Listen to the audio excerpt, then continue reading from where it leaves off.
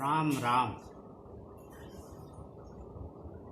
हमारे दैनिक जीवन में चतुर्दिक रोज बरोज ऐसा कुछ होता है जिससे हम बहुत कुछ सीख सकते हैं। उनमें एक मुर्गा है। यूँ मुर्गे को बहुत तुच्छ जीव समझा जाता है, लेकिन उसकी एक प्रमुख विशेषता जिसका मनुष्य सदियों से अनुसरण करता आया है यह है कि वह नित्य समय पर जागता है और न केवल जागता है अपितु बहुत सारे लोगों को जागने की प्रेरणा देता है, जागने का समय होने की सूचना देता है। इस बात को इस श्लोक के जरिए समझा जा सकता है। प्रत्युत्थानं च युद्धस्य च संविभागस्य बंधुषु। प्रत्युत्थानं च युद्धस्य च संविभागस्य बंधुषु।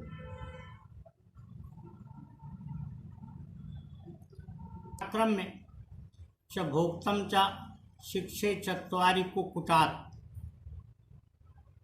इसका आशय यह है कि समय पर जागना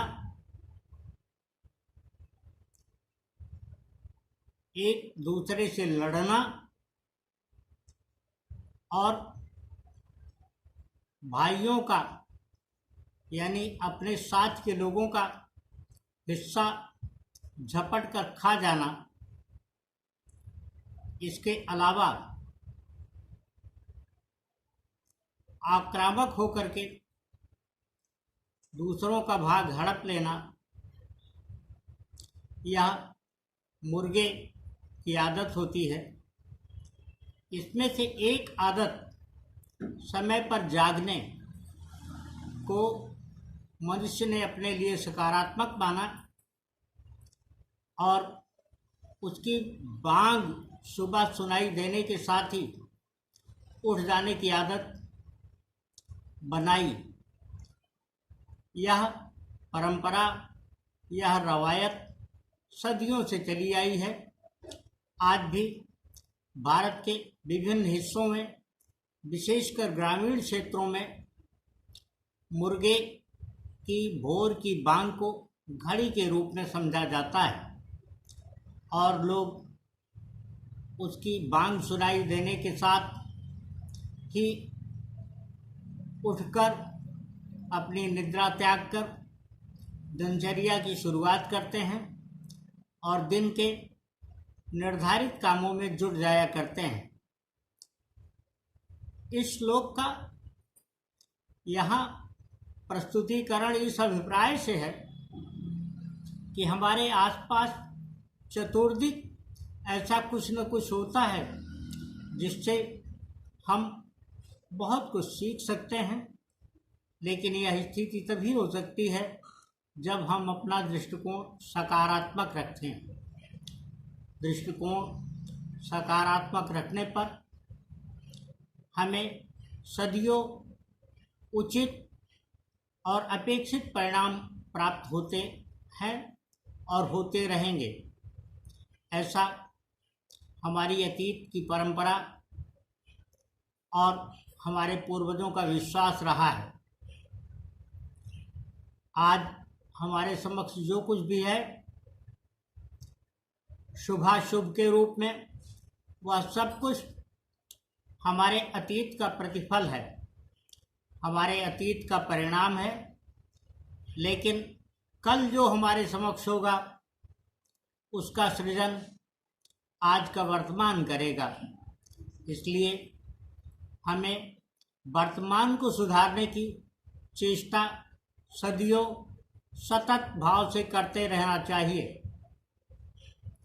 अतीत जो बीत गया उसमें हम एक अंश न तो घटा सकते हैं, न बढ़ा सकते हैं, और न ही उसके किसी अप्रिय परिणाम को बदल सकते हैं। फिर हम उस पर व्यर्थ चर्चा करके समय क्यों गंवाएं। लेकिन एक बात यह अवश्य है कि अतीत की गलतियों से सबक लेने की आदत को हमें छोड़ना नहीं चाहिए।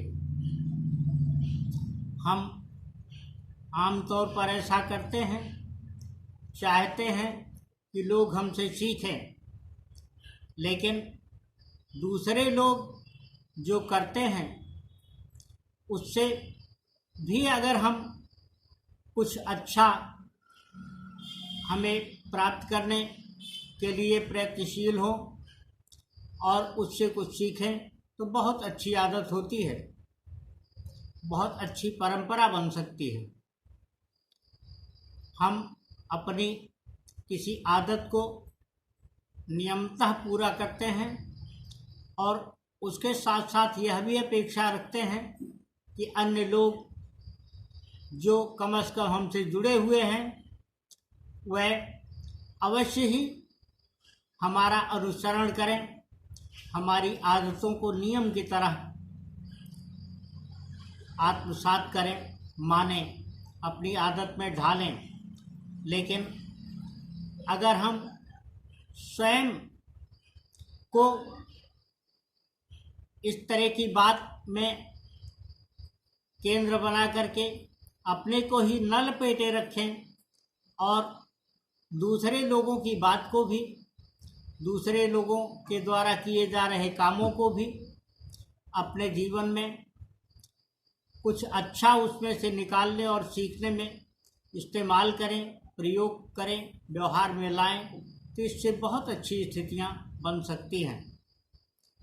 होता यह है कि हमारा अतीत यानी भारतीय परंपरा जिसे सनातन काल से चली आई बताया गया है, में बहुत सी ऐसी खूबसूरती रही है, बहुत सी ऐसी विशेषताएं रही हैं जिसको न केवल हमारे पूर्वजों ने बहुत समय से अनुभव करते हुए जीवित रखा और दूसरों के लिए प्रेरक बनाया, बल्कि भारत के बाहर भी बहुतायत लोगों ने इसे स्वीकार किया और उसी का परिणाम है कि हमें हमारे अतीत में जगत गुरु के रूप में जाना गया।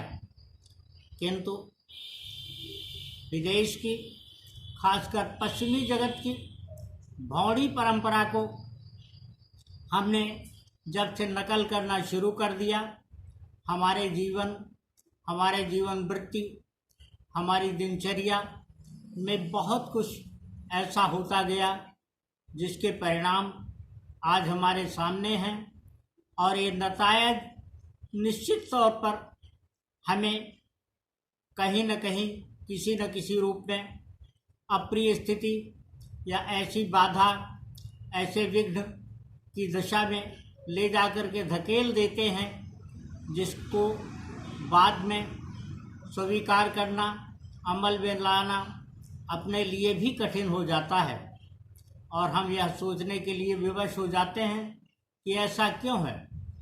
भारतीय संस्कृति की उदात्त परंपरा को ध्यान में रख करके, भारतीय संस्कृति की खूबसूरती को ध्यान में रख करके, भारतीय संस्कृति के साहित्य, इसकी सभ्यता और इसकी अच्छी परंपराओं को सीखने के लिए आज भारत के बाहर के बहुत सारे देशों के लोग बड़ी संख्या में भारत में आया करते हैं।